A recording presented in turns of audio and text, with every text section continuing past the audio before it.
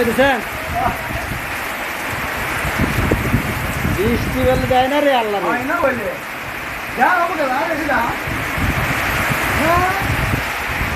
এমন বৃষ্টি আল্লাহ দিতেছে ভিডিও করতে করতে সাংবাদিক ভিজে গেছে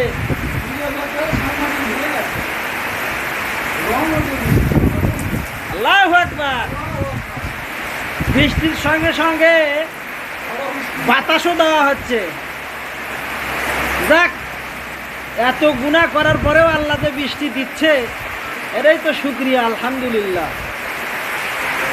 তবে বৃষ্টিটা যেন রহমত হয় এটাই আল্লাহর কাছে আমরা কামনা করছি রহমত না হলে আবার ক্ষতি হয়ে যাবে